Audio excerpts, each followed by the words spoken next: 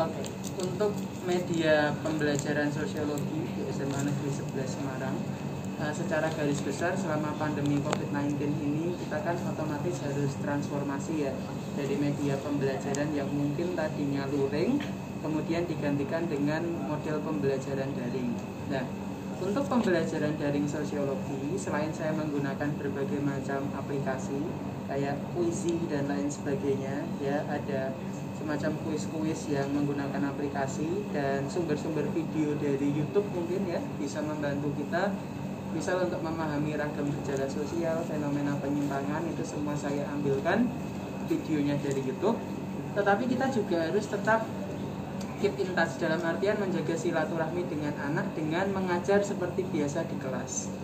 Tentunya untuk mengajar seperti biasa di kelas kita membutuhkan berbagai macam yang namanya metode pembelajaran dengan media konvensional. Tadi kan kalau yang menggunakan teknologi saya yakin kalian sudah bisa semua, kayak mengaplikasikan Quizy, kemudian menggunakan Quizlet atau dan lain sebagainya yang berbasis aplikasi. Itu kalau saya kira kalian sudah sangat canggih, karena pengajar milenial itu harus paham dengan bisa memanfaatkan berbagai macam kondisi yang ada. Nah, yang ada di depan kita ini adalah salah satu media pembelajaran yang saya manfaatkan untuk kelas 12 di SMA Negeri 11 Semarang. Ini sebetulnya konsepnya sama dengan pop art, buku yang keluar gambarnya itu, tetapi di SMA 11 kami menggunakan istilah buku mumbul. Iya, buku mumbul. Jadi nanti ketika kita buka seperti pada gambar ini, nah nanti gambarnya akan keluar seperti ini. Ya, ini tadinya ketika sebelum pandemi terjadi saya menjelaskan kepada anak-anak, ini tak bawa ke kelas. Saya jelaskan tentang fenomena perubahan sosial. Ini misalnya adalah kondisi di daerah Kampung Pelangi sebelum adanya pembangunan seperti sekarang ya, daerah Kampung Pelangi di Kalisari itu. Jadi dulu kumuh, identik dengan sampah, kemudian ada anak pang ya, pemukimannya kumuh. Saya ceritakan semua. Nanti kalau dulu ketika sebelum pandemi anak-anak saya suruh coba kalau ini fenomena apa, tak suruh megang gini ya. Mereka tahu, oh ini ada anak pang Pak. Kemudian banyak fenomena pemulung, tempat tinggalnya orang-orang tukang sampah gitu ya. Kemudian identik dengan pengemis juga, karena saya dengar Kalisari itu banyak pemulung pengemis di sana. Nah, jadi kumuh. Ini sebelum terjadi perubahan. Kemudian dari Bapak Indra Priyadi selaku wali kota kemudian kan mengubah image ini. Ya, ini dulu ya adik-adik. Ya. Nah, jadi kalau dulu sebelum pandemi enak di kelas di bawah, tapi ketika pandemi terjadi ya ini tetap saya arahkan ke kamera. Saya perlihatkan, Dek kalau ini apa ayo. Jadi saya mengarahkan. Kalau dulu kan mereka yang nuding, yang menunjuk objeknya. Sekarang saya yang mengarahkan tangan saya ke kamera gitu ya. Oke, ini sebelum anak-anak. Nah, sekarang sesudah terjadi perubahan, nah akan menjadi seperti ini. Nah, gitu. Ya. Kampungnya lebih berwarna, kemudian lebih bersih. Nah, ini adalah bentuk dari perubahan progres anak-anak ya, mengarah kepada kemajuan. Kalau dulu kita lihat lagi kumuh, sekarang menjadi lebih bersih. Di sini ada orang sewa-sewa peralatan selfie ya. Ini kan mengembangkan kegiatan-kegiatan berbasis masyarakat. Kemudian ada toko-toko bunga yang ditata ya, kemudian kampungnya lebih cantik. Kemudian anak-anak juga sudah bersekolah karena tidak lagi menjadi pengemis. Nah, jadi ini media pembelajaran yang pertama, namanya buku mumbul kalau di SMA sebelumnya. Begitu. Ada yang mau ditanyakan dari konsep yang pertama dulu? Sudah jelas?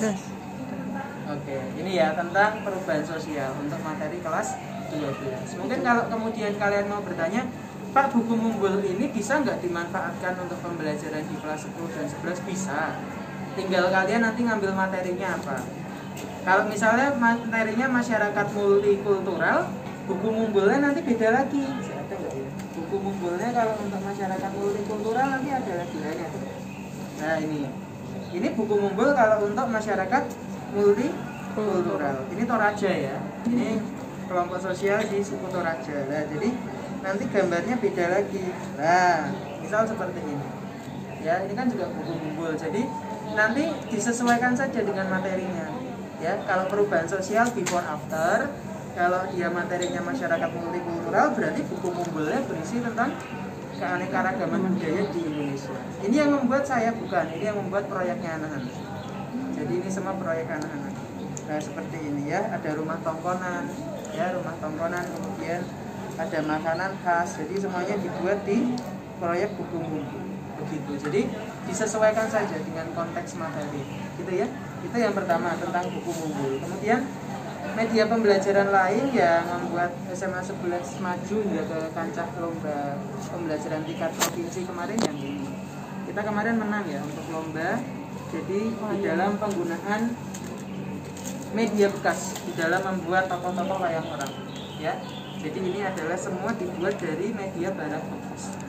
Kalau dikatakan lupa itu kan untuk media pembelajaran SD, TK, enggak. Saya kira untuk media pembelajaran itu semua lingkup pendidikan dari tingkat TK sampai SMA, kalaupun medianya mau sama itu bisa. Tinggal disesuaikan saja siapa penikmatnya, ya, siapa yang melihat. Berarti kalau yang menikmati pertunjukan kita adalah anak SMA, dibuat saja milenial seperti anak SMA. Jangan kemudian dibawa seperti anak TK. Selamat pagi anak-anak, gitu. Ya, dibawa saja dengan gaya milenial untuk anak-anak SMA. Ini sepertinya dari depan bagus ya, kalau kita dari belakang kan. Ya, karena ini memanfaatkan barang bekas. Jadi ini nanti kita isi saja karakternya. Ini materi apa Pak? Ini sebetulnya bisa untuk segala materi. Interaksi sosial, bisa memahami masalah sosial kayak gini ya, perdagangan manusia ya toh. Ada human trafficking, kemudian ada anak yang pintar dibully mungkin. Nah, itu bisa untuk materi masalah sosial. Atau untuk materi-materi lain yang sekiranya bisa dikaitkan dengan wayang sosiologi. Sebetulnya ada 2 proyek wayang saya, nanti mungkin bisa dilihat di Instagram ya. Kalau ini kan yang versi wayang kertas, kemarin sudah saya jelaskan di webinar itu. Yang satu menggunakan kaos kaki bekas. Jadi yang kaos kaki bekas itu saya taruh di mana gitu, lupa saya. Ada karyanya anak-anak tapi saya lupa naruh, gitu ya. Itu berarti untuk yang kedua namanya adalah wayang adiwiyata kita sebutnya, karena memanfaatkan barang bekas untuk membuat media pembelajaran. Itu ya. Kemudian untuk media pembelajaran, oh ya, apakah ini digunakan juga pada saat pandemi? Iya. Nanti bisa dicek di Instagram saya, anak-anak didik saya presentasi. Ya, melalui Zoom bisa atau melalui Google Classroom juga bisa. Jadi atau kalau anak-anak yang misalnya ketinggalan bisa dikirim ke WA jadi japri. Jadi mereka kirim video gitu, sedang memainkan wayang ini dengan versi mereka. Karena pandemi individu, jadi saya batasi mereka hanya membuat 2 wayang. Ya, ada tokoh misalnya tokoh A dan tokoh B. Karena intinya kalau wayang kan harus berinteraksi. Kalau membuat lebih dari 2 boleh kalau mereka memang kreatif banget, ada yang 3 sampai 4 bahkan. Itu nanti disesuaikan saja, tapi minimal saya membatasi 2 aja. Kasihan kalau banyak-banyak atau karena proyek individu. Gitu ya. Jadi selama daring sulit deh untuk proyek berkelompok. Jadi semua sekarang saya individu. Karena riskan ya kalau kita menggunakan pembelajaran berkelompok. Ya anak-anak itu dekat langsung dari rumah ke rumah temannya, lah mampir-mampir kan mengerikan ya, anak SMA tahu sendiri. Ya, kemudian itu untuk wayang. Kemudian ada beberapa lagi proyek di SMA. Nah, ini adalah proyek gambar cerita cerita bersambung. Jadi nanti setiap anak itu ini sebetulnya bisa diterapkan. Kemarin saya terapkan untuk materi globalisasi kelas 12. Jadi ceribung ini cerita bersambung. Kalau tidak pandemi, kalau pembelajaran luring kan diceritakan nih, saya bawa ini, nanti mbaknya bawa ini. Saya menceritakan gambar pertama, nanti teman saya berikutnya menceritakan gambar yang kedua, dan harus berkorelasi. Jadi nyambung antara cerita gambar 1, gambar 2 sampai nanti gambar kelima, solusi. Tujuannya untuk apa? Agar anak itu berkonsentrasi. Ketika temannya ini menceritakan, yang sini nggak mungkin bengong toh.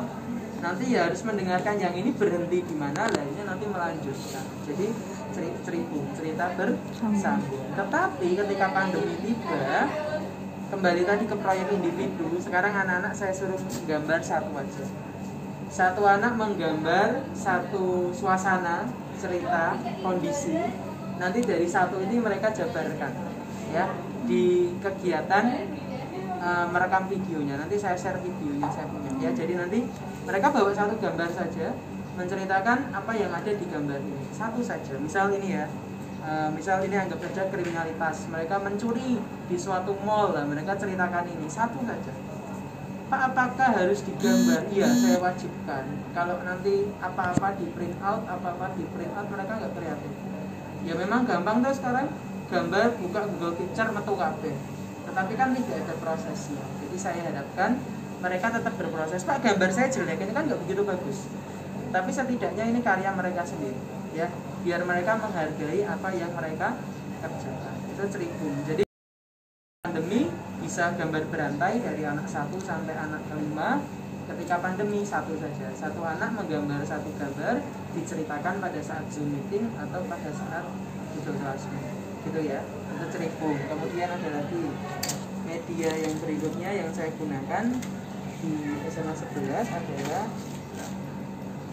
ini. Selama pandemi proyek ini nggak jalan, tetapi saya punya solusi untuk mengakalinya. Nah, ini adalah proyek ensiklopedia Imlek. Ya, jadi proyek ensiklopedia Imlek ini untuk tugas masyarakat multikultural di kelas 11, ya.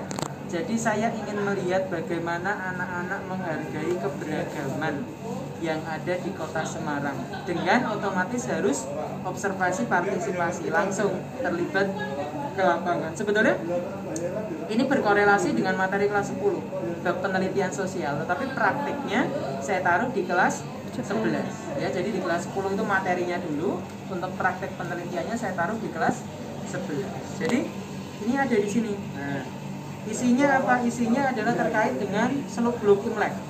Jadi ini proyek satu kelas ya, Dik, ya. Ini bukan 2 anak individu atau kelompok, bukan. Ini individu. Tetapi kemudian dijilidnya satu kelas. Nah, itu ketika sebelum pandemi, ya. Jadi mereka bercerita di sini tentang Imlek versi mereka sendiri-sendiri. Mereka mau ngambil dari sudut pandang mana, silahkan.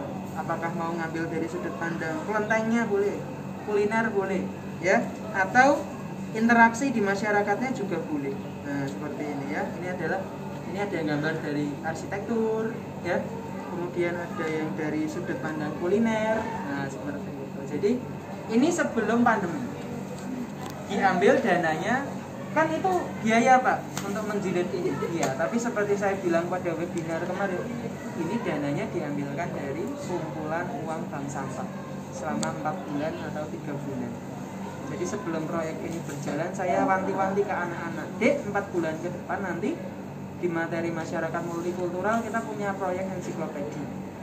Biar kamu tidak ngeluarin uang, konsepnya 0 rupiah toh. Kemarin saya bilang, kamu mulai bulan ini ngumpulin botol-botol, ya, dan lain sebagainya. Nanti uangnya kita jual di rosok-rosok bank sampah.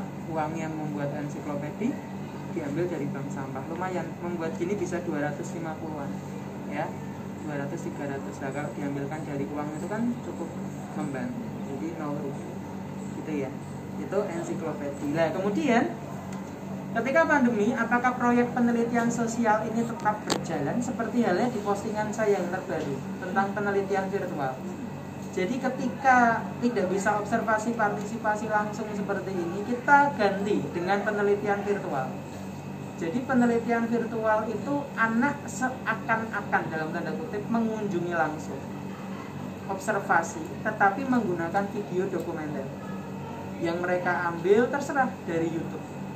Pak, sukunya mana? Terserah kamu. Penting dari Sabang sampai Merauke. Tidak saya batasi. Kemarin yang saya unggah di IG itu adalah penelitian virtual dari beberapa anak. Ada yang ke Toraja. Jadi nanti mereka kan video itu bisa di screenshot. Nah, bukti screenshot dari detik yang mereka anggap menarik itu di screenshot. Nah, kemudian itu nanti yang di print out. Seperti halnya bukti dokumentasi dengan kamera. Kalau kita datang ke lapangan kan ada dokumentasi lah. Karena pandemi kita menggunakan metode penelitian virtual.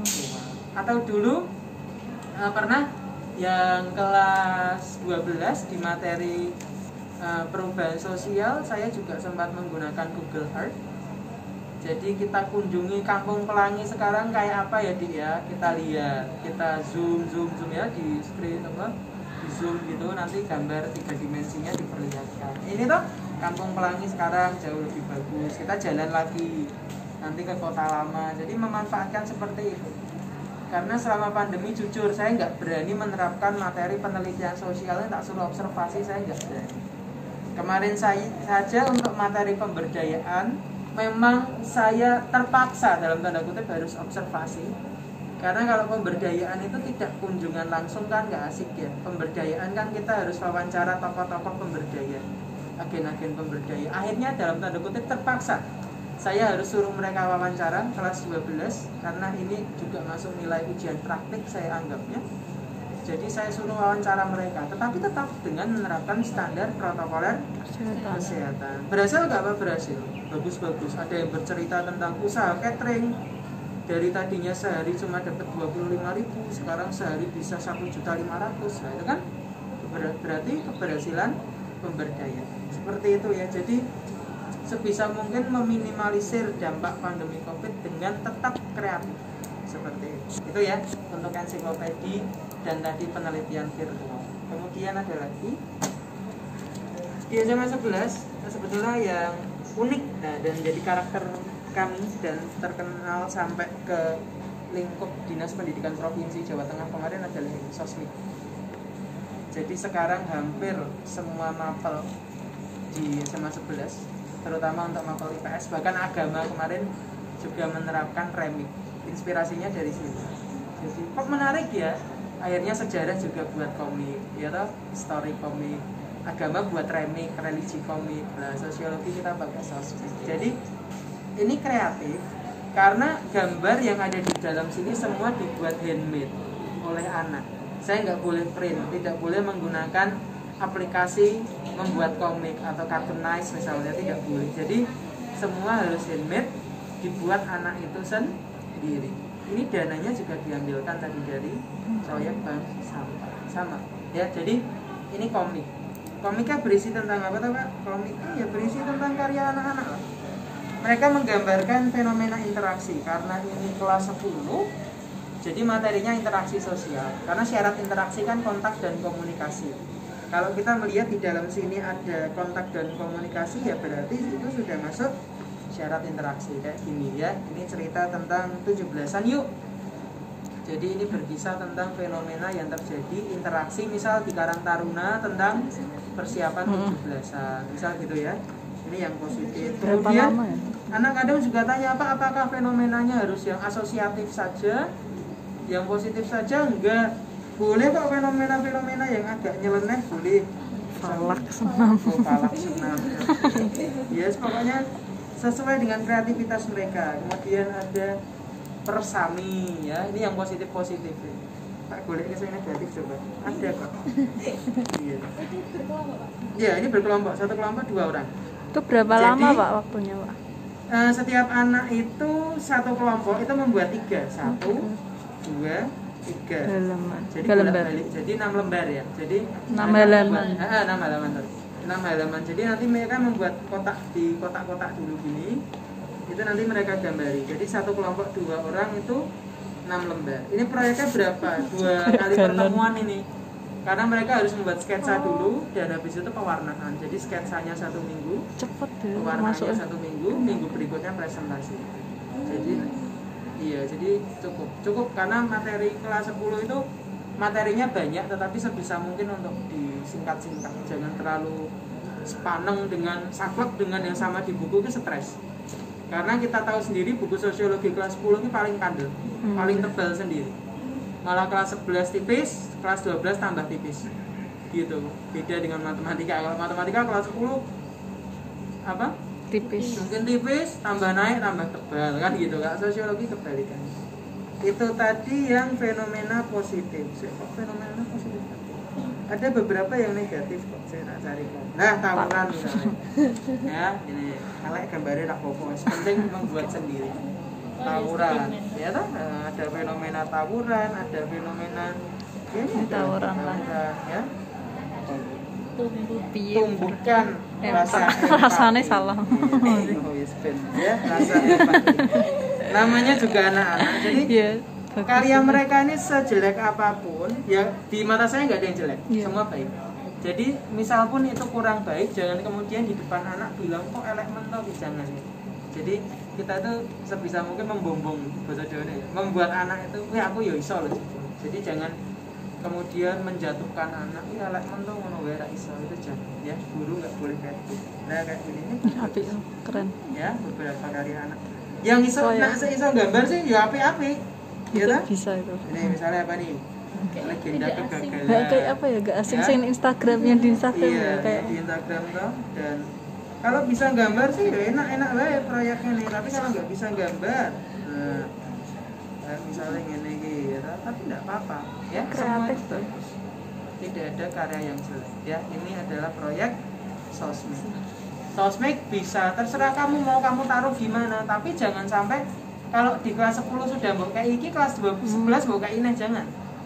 Ya seperti kemarin saya bilang, jadi sebisa mungkin jangan ada perulangan. Ketika ini sudah kamu kasih di kelas 10, ya nanti kalau kelas 11 kamu ngajar kelas yang berbeda nggak apa-apa.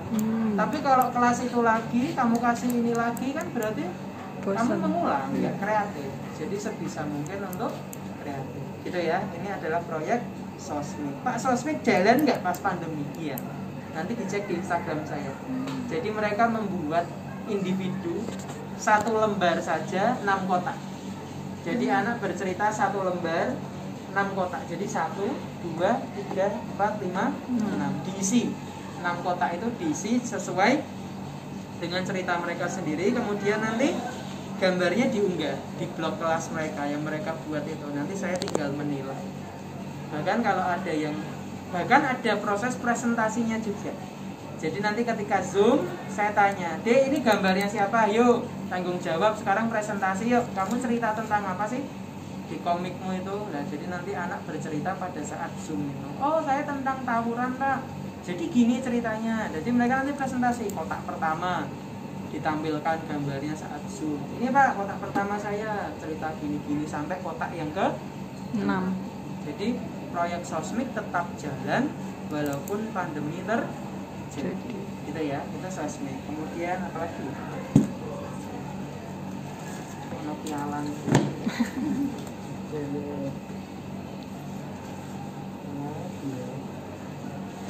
Cukup datang.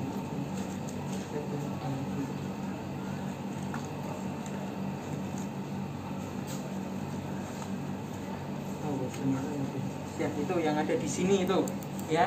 Sebetulnya masih banyak lagi, tetapi sebetulnya kalian bisa lihat kok dari cerita di Instagram saya itu kan banyak. Jadi media-media yang saya gunakan itu bervariasi. Ada kalanya kita menggunakan seperti ini, tetapi ada kalanya juga untuk pembekalan materi, ya ada kalanya juga kita presentasi. Jadi usahakan sebelum kita membuat media seperti ini, materinya dituntaskan dulu ya. Jangan kamu sibuk kesini materinya rambut tuntasnya, itu berarti bukan guru yang menginspirasi. Jadi tugasmu mau ngawasin gawe tok. Padahal kan sosiologi itu bukan pembelajaran dalam artian banyak praktiknya kayak kewirausahaan. Itu kan memang pembelajaran praktik lah. Sosiologi kan tetap juga harus ada ilmu yang dimasukkan ke anak, karena target kita kan juga untuk PTS atau persiapan semesteran atau kenaikan kelas. Jadi sebelum membuat proyek seperti ini, saran saya materinya diselesaikan dulu. Misal kelompok sosial mau membuat yang namanya smart card, kartu pintar yang bergambar, kemarin sudah saya presentasikan. Nah itu materinya bontek saya dihabiskan dulu, kelompok teratur, tidak teratur, anak paham, baru masuk ke suruh observasi tentang kelompok sosial, membuat smart card dan lain sebagainya. Jadi jangan sampai ada istilah aku mau dikon gunting-gunting tok sosiologi yuk. Materi ini nggak pernah diajarin. Jangan sampai ada anak ngomong seperti itu. Karena yang saya tahu, karena saya juga guru bimbel ya, siswa saya tidak hanya di SMA 11, ada di SMA 3, SMA 5 dan lain sebagainya. Ada beberapa yang komplain gurunya hanya bercerita. Ya tadi kemarin dikatakan Bu Asma tuh, sosiologi itu nak guru nerak pinter ilmu dongeng, masuk telinga kanan, keluar telinga kiri. Nah itu ternyata masih banyak guru-guru yang seperti itu, mau dongeng Pak, ngerjakan LKS, habis itu halaman ini sampai ini, berarti nulis, gurunya catat meneh, titik komanya harus sama. Itu model pembelajaran lama yang harus kita tinggalkan dengan guru-guru dengan model pembelajaran baru seperti yang nanti akan kalian terapkan ketika PPL nanti, atau ketika nanti sudah persiapan PPG, atau menjadi guru di sekolah yang nyata, tidak hanya lagi sebagai praktikan. Begitu ya. Itu dari saya terkait media. Jadi kesimpulannya, selama pandemi media pembelajaran yang kita terapkan tidak boleh berhenti untuk berkreasi. Tetap manfaatkan media yang ada, baik itu yang menggunakan aplikasi ataupun yang menggunakan konvensional. Karena kalau semuanya di aplikasi, anak bisa saja bosan. Ya, kita kan nggak mungkin pakai Quizy terus. Kan kita butuh keep in touch, kita butuh silaturahmi juga dengan anak.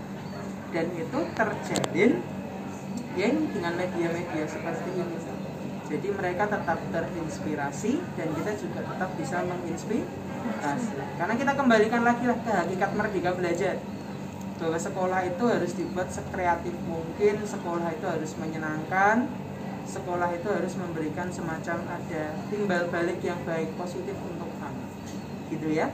Oke, itu mungkin dari saya. Akhir kata, wabillahi taufiq wal hidayah. Wassalamualaikum warahmatullahi wabarakatuh. Ada yang mau